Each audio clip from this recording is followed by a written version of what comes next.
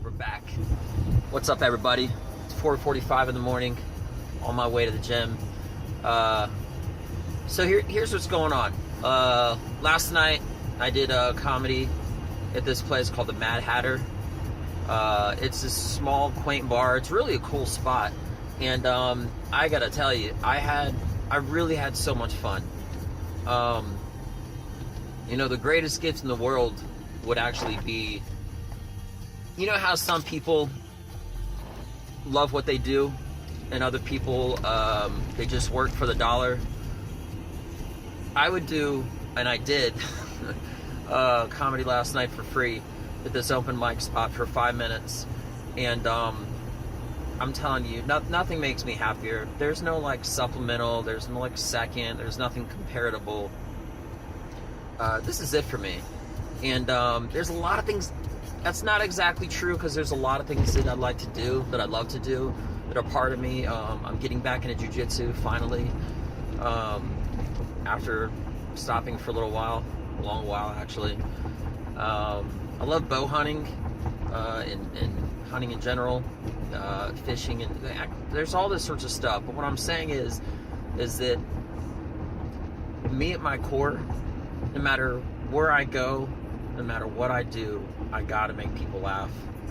I just do. It's just something in me. You know why I'm being honest with you. You know why I don't like Christmas? Because in my opinion, if I were to ask 100 different people, how happy are you? How happy are you when you receive a gift from Christmas that you really wanted, that maybe you said like 8 months ago, that you thought your boyfriend, your husband, or your brother, or whatever, doesn't matter, was listening to, and they were listening. And how happy are you to receive that gift on a 1 to 10 scale?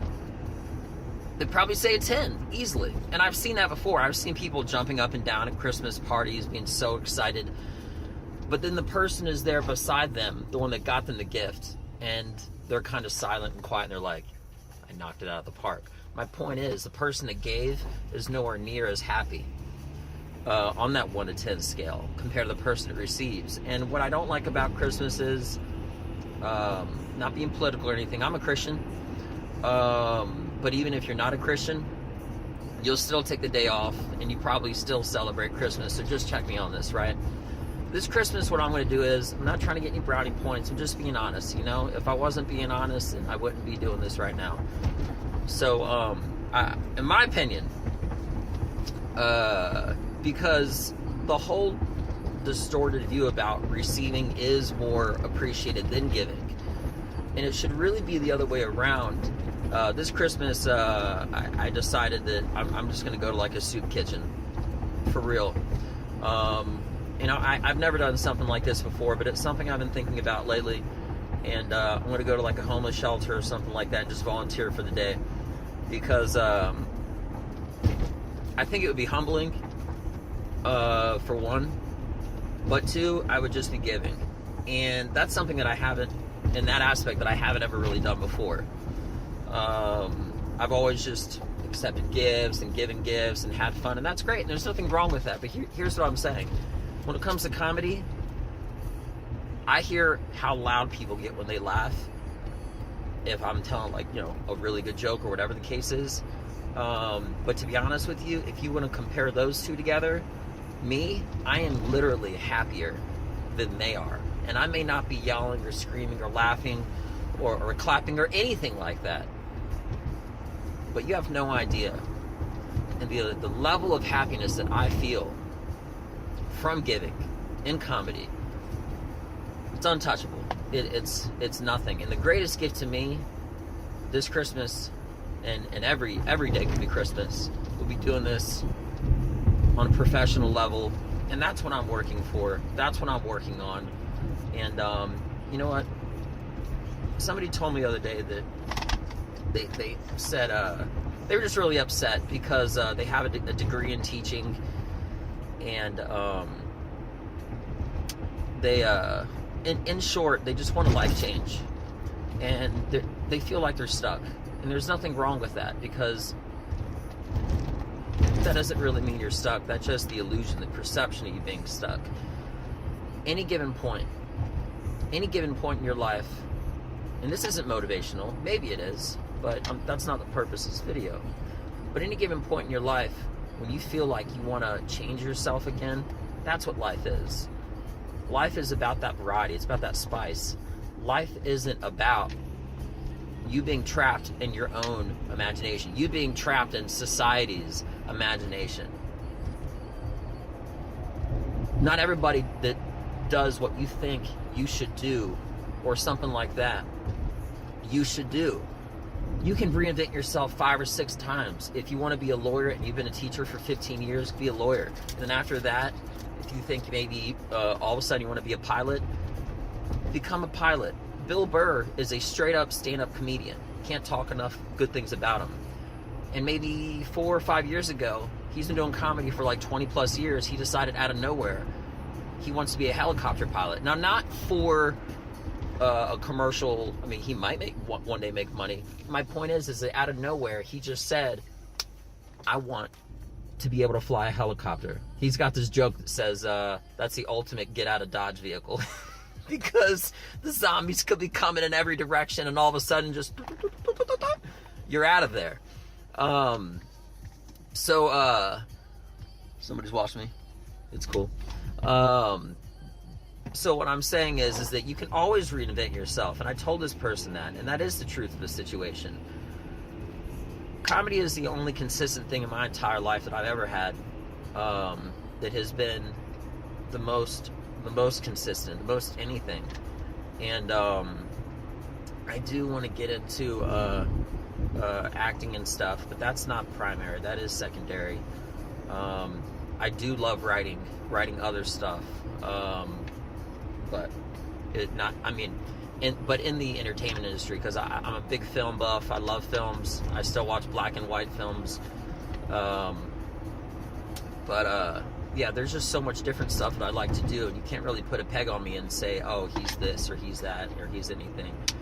Because, there's this, I had an interesting conversation the other night, which is, I say that I'm from DC, and I am. But the thing is that the friends that I would hang out with, I was never poor. Oh, I wasn't. But 99.9% of all my friends were almost always usually black. And whenever I would hang out with them, they weren't in the best communities. And because of that, we would always hang outside at like an electric box, because nobody wanted to hang out in a house without electricity. It sounds bad to say, and it wasn't all of my friends that were at that level of poverty. But the thing is that, nobody wants to be in your own house. You always want to be in your friend's house. And I lived further away, and I had a car, and they didn't. So when I was going around from place to place, and this is before the Army was a lot different.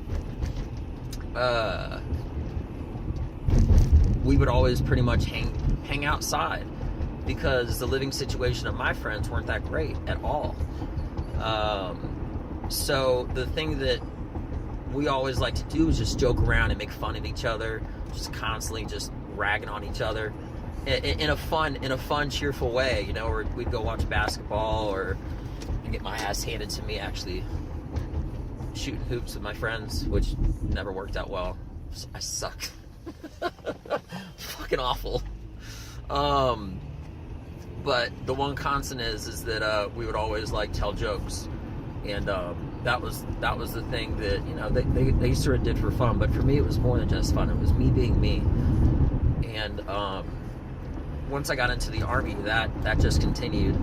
But situationally, I wanted to serve and everything like that. I didn't really have a forum to do comedy, but it's something that I said throughout that I'm going to do, And then after the Army, I got to DC, and it just got really difficult. So this whole moving to Texas thing, this was the purpose. My wife and I, we moved. Shout out to my wife, by the way. So much support, such a great girl, moving across country with me to pursue something that it's more than just something that I believe in. It's something that, like I said, literally is a part of me, and I can't change who I am. And she loves me, and I love her. Not being woo-woo, I'm just saying, of course, that's my wife, that's my girl, shout out to her. Yeah, That's the whole purpose. Now that I'm here, I can actually pursue this and do all sorts of other stuff. So I'm really, really thankful for that. And when it comes to Christmas, I feel like, coming back all the way around to that for a second, when it comes to Christmas, in my opinion, it really should be about giving in the way that I feel happier, assumably, than other people are when they're laughing at my jokes, because that's just something that I love. And more than that, words can't describe it. And this whole Christmas thing, it really just, it sort of bums me out, because I feel like, what did you do for Christmas to be obligated? I feel like you're obligated to give gifts. If you really ask yourself, most holidays like Veterans Day, unless you're a veteran, it's a day of observance. Sorry, but in all reality, you didn't do anything to deserve it, and I get that too. I get off for other holidays that I didn't deserve. I still took the day off, but I don't receive gifts on it. And I know, as far as Christianity goes, and me being a Christian, you're supposed to be a celebration, but I'm not really, I gotta look into it, and I didn't. But I just don't really see what the celebration of giving gifts has to do with the celebration of Jesus's life. It should be something celebrated, but I just don't see how it should be celebrated in any different way than having a day off and receiving gifts. So, that's just me. That's how I feel about it. But am I going to give gifts? I absolutely do. And I put so much thought into it. And the unfortunate part is that I put so much thought into having a good gift, not in a cheap way, I'm being honest. I don't care if it's a $5 gift and somebody else's gift is $400. But I really just wish that, and that makes me really happy, but I just don't like it when I feel obligated to get a gift for somebody based off of a holiday. When I got somebody a watch that I know that was very expensive, and I saved up for it and everything because I knew this person was always late. And that meant something to me. It just meant something to me because I wasn't obligated to do it. I didn't have a reason to do it. And, I'm a big believer that if you remember someone on the days that aren't holidays, on the days that aren't, Facebook reminders and stuff like that, that's a lot more meaningful. Perfect example. This is the last thing I'll say. I'm at the gym. I think being meaningful, in all reality, it goes a lot further no matter what you do. Because take this for example, my grandfather, all right? The last conversation that I almost had with him, I was in Italy, so I went to school in Russia, and I got tons of jokes from there that will come out later. But during my winter break, college in Russia, during my winter break, I decided to go to Italy for like 30 days, and it was just like a flight over. There's this airline called EasyJet. I think I spent like $75 round trip. It's insane how cheap it is once you're already over there to do some country hopping. And I remember I was in Rome, and I called back to my house, and you see, he's was, God rest his soul, a Vietnam vet. And he had Agent Orange exposed, so his legs were falling apart. He was in a wheelchair at this point. He's always been able to walk around and everything else, but they found out through this thing called Agent Orange, which was pretty sure it was a chemical product that was sprayed. So when they use the flamethrowers and napalm and stuff like that, that basically it ate away people's skin. And they did that. They sprayed the material in Vietnam over the GIs, the soldiers, as well as the Vietnamese troops that they were attacking and stuff like that, because they thought it was harmless. Everybody might get sprayed, but we're only going to drop fire on these people. So anyway, just always try to be meaningful, especially when it comes to holidays and everything else. And that's what comedy, in part, not even in part, at whole, really means to me, because it is me. It is everything. That's just me. But going back to my grandfather, long story short, I was in Italy, and I was just calling just to say that I touched down. And I said, hey, there was like a maid living, helping him out, because at this point he couldn't even really even walk. Throughout the years, this Agent Orange stuff got so bad, he was in a wheelchair. And the maid lady picked up the phone. I never met her because it was such a short period in his life when he couldn't, when he wasn't really walking for himself. So she picked up the phone, and she was like, a black lady, nice lady. I never met her though. She was like, hey, Master's calling, the Welldone residence. And I said it was me, and I had no idea who she was. I thought somebody broke in the house, and she explained that Big Chief, the reason why he was called Big Chief is because he was actually, this is a whole other story, but he's a Native American, and that's my real grandfather. And that was like basically his Indian name.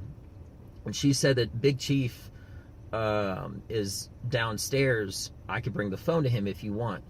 Now, I know you can't live every single moment in your life based off of something that could happen or like it's the last moment, but you got to realize there's also a certain delicacy and fineness to life, because at any given moment somebody could be gone. And I never, and I still don't live my life as far as every single phone call is important. But after, I don't mean to get deep, but I'm just being honest with you. After that phone call, I basically said, no, it's okay. I was just calling to say hi and see how everyone is doing. I just arrived in Italy. Just want everybody to know that I'm okay. Well, he passed away later that day. And I never got to say that. And he's actually buried out in Fort Bragg. He retired from the U.S. Army as a first sergeant.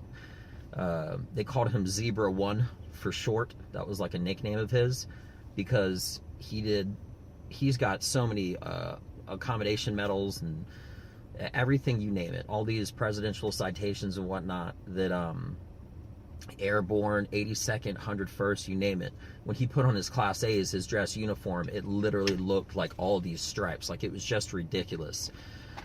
So the point is that, you can't live life by thinking that every single phone call is that important.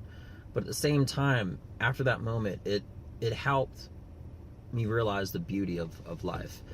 And the point of what I'm saying is that even though you don't have to live so desperately and call every single person every time you leave your house and tell them how great they are, you should be aware and very observant that even though you aren't making those calls, that they could be gone. And that's part of what makes every day beautiful. And that's why, in my opinion, laughter, and me giving the gift of laughter, is more beautiful than anything else I could ever give. So it's 5:03, a little bit emotional, but I'm just hitting you with some truth. And I hope everybody has a beautiful season. I hope you don't take what I'm saying about Christmas the wrong way. But yeah, I just hope everyone had an awesome day. Thank you again so much. Shout out second time to Zach Rippey for opening this brand new open mic spot. It was so much fun. I had so much fun last night, and I usually record it, but last night that was for me. And I'll go back next week, and provided by there's a good group of people and whatnot, and it's pretty packed and paying attention and whatnot, and I'm going to say my material again, and I'll put it up. I'll upload it. And then after that, that'll be minutes 6 through 10. Then I'll be really focusing on minutes 11 through 15. So I hope you liked my video. If you did, I have a YouTube channel and Instagram account. Instagram is Benja, Benja, Welldone, Welldone. And I got a YouTube channel as well. All my videos are also on here. So I'm pointing to this and you don't see anything, or maybe you will on Facebook. I doubt it. Yeah, no, you won't. But anyway, if you're checking me out on YouTube, hit the like button and subscribe right here at this corner. I got to go do all my workouts. So it's 5:05 now. Have a beautiful day. Thank you for your time. Peace. Am I done? No, I'm not done. I'll see you later. Bye-bye.